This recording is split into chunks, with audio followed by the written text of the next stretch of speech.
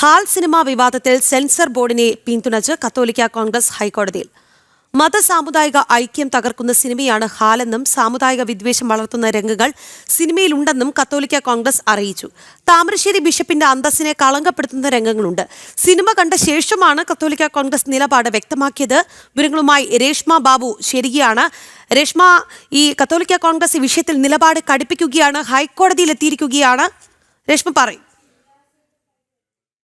ഹാൽ സിനിമയ്ക്ക് sensor certificate നിഷേധിച്ചതിൽ അണിയറ പ്രവർത്തകർ നൽകിയ ഹർജിയിൽ നേരത്തെ കക്ഷി ചേർന്നിരുന്നു കത്തോലിക്ക കോൺഗ്രസ്. ഒപ്പം തന്നെ ഹൈക്കോടതി ജഡ്ജിയോടൊപ്പം ഇവരുടെ അഭിഭാഷകരും ഈ സിനിമ കഴിഞ്ഞ ദിവസങ്ങളിൽ കാണുകയും ചെയ്തു. അതിന്റെ അടിസ്ഥാനത്തിലാണ് ഒരു എതിർ സത്യവാങ്മൂലം നിലവിൽ ഹൈക്കോടതിയിൽ ഫയൽ ചെയ്തിരിക്കുന്നത്. അതിൽ സെൻസർ ബോർഡിനെ പൂർണ്ണമായിട്ടും കത്തോലിക്ക കോൺഗ്രസ് പിന്തുണയ്ക്കുകയും ചെയ്യുന്നുണ്ട്. മതസാമുദായിക ഐക്യം തകർക്കുന്നതാണ് ഷെയ്ൻ നിഗം നായകനായ ഹാൽ എന്ന സിനിമ. സാമുദായികമായിട്ടുള്ള വിദ്വേഷം വളർത്തുന്ന പല രംഗങ്ങളും ഈ സിനിമയിലുണ്ട്. അതുകൂടാതെ തന്നെ താമരശ്ശേരി ബിഷപ്പിനെയും ക്രൈസ്തവ മതവിശ്വാസങ്ങളെയും സംബന്ധിച്ച് തെറ്റിദ്ധാരണ പരത്തുന്ന നിരവധി സീനുകൾ ഈ ചിത്രത്തിൽ ഉൾപ്പെടുത്തിയിട്ടുണ്ട്. നിർബന്ധിതമായിട്ടുള്ള മതപരിവർത്തനത്തെ പോലും സിനിമയിൽ അതിസാധാരണമായിട്ടുള്ള സംഭവമായിട്ടാണ് അവതരിപ്പിക്കുന്നത്. ഇത് പൊതുജനങ്ങൾക്കിടയിൽ വലിയ രീതിയിലുള്ള ഒരു തെറ്റിദ്ധാരണ ഉണ്ടാക്കുമെന്നുള്ളത് തന്നെയാണ് ഹൈക്കോടതിയിൽ നൽകിയിട്ടുള്ള സത്യവാങ്മൂലത്തിൽ കത്തോലിക്ക കോൺഗ്രസ്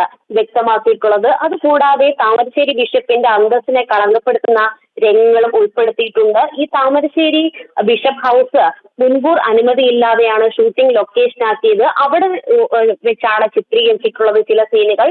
ഒപ്പം തന്നെ വലിയ രീതിയിൽ പെൺകുട്ടികൾ ക്രൈസ്തവ മതത്തിലേക്ക് മാറിയിട്ടുണ്ടെന്ന പരാമർശം ഈ ചിത്രത്തിന്റെ 1.25 മണിക്കൂറിനുള്ളിൽ ഉള്ള ഒരു സീനിൽ. ശരി രേഷ്മ, ഹാൽ സിനിമ വിവാദമാണ് ഇപ്പോൾ ഹൈക്കോടതിയിൽ എത്തിയിരിക്കുന്നത്.